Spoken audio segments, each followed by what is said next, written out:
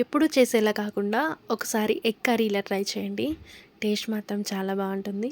Thick గ్రేవీతో చాలా ఈజీగా చేసుకోవచ్చు.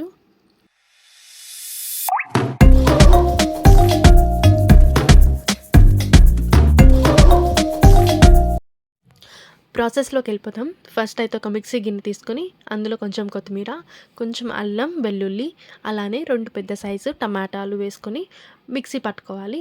ఆ పేస్ట్ని అయితే మనం పక్కన పెట్టేసుకొని నెక్స్ట్ ఇక్కడ ఒక ప్యాన్ పెట్టుకుని అందులో కొంచెం ఆయిల్ వేసుకొని మనం ఆల్రెడీ బాయిల్ చేసుకొని పెట్టుకున్న ఎగ్స్ అయితే వాటికి ఇలా చాక్ తోటి గీతలు పెట్టేసుకొని ఆయిల్లో ఫ్రై చేసుకోవాలి.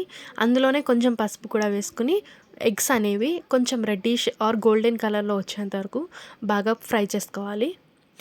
ఈ ఫ్రై చేసుకున్న ఎగ్స్ని పక్కకు తీసేసుకుని అందులోనే ఇంకొంచెం ఆయిల్ అయితే యాడ్ చేసుకొని మనం చాప్ చేసుకుని పెట్టుకున్న ఆనియన్ అయితే ఇప్పుడు ఇందులో మనం యాడ్ చేసుకోవాలి. ఆనియన్తో పాటే 2 లేదా 3 పచ్చిమిర్చి అయితే మనం ఇందులో యాడ్ చేసుకొని బాగా ఫ్రై చేసుకోవాలి. ఇవి ఫ్రై అవుతున్నప్పుడే మనం అందులో టేస్ట్కి సరిపోయినంత సాల్ట్ కూడా వేసుకుని బాగా ఫ్రై చేసుకోవాలి. ఆనియన్స్ ఫ్రై అయిపోయిన తర్వాత మనం ఆల్రెడీ ఇందాక ప్రిపేర్ చేసుకుని పెట్టుకున్నాం కదా, ఆ టమాటో పేస్ట్ని అయితే మనం ఇందులో యాడ్ చేసుకొని పచ్చివాసన పోయేంత వరకు అండ్ అందులో టమాటాలో నుంచి వచ్చిన వాటర్ అంతా కూడా ఇంకిపోయేంత వరకు బాగా ఫ్రై చేసుకోవాలి. అది మొత్తం ఫ్రై అయిపోయి దగ్గరకు అయిన తర్వాత మాత్రమే కొంచెం కారం, కొంచెం ధనియాల పొడి యాడ్ చేసుకుని మనము ఫ్రై చేసుకుని పెట్టుకున్న ఎగ్స్ కూడా ఇందులో వేసుకోవాలి. ఎగ్స్ కూడా వేసుకుని మసాలా అనేది కొంచెం ఎగ్స్కి పట్టేంత వరకు ఫ్రై చేసుకుని ఆ తర్వాత కొంచెం వాటర్ యాడ్ చేసుకోవాలి. వాటర్ అనేది మరీ ఎక్కువ అవసరం లేదు.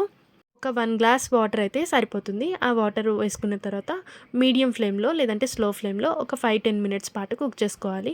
అంతే, మన ఎగ్ కర్రీ అయితే రెడీ అయిపోతుంది. లాస్ట్లో కొత్తిమీర వేసుకొని సర్వ్ చేసుకోవడమే. Do follow my channel.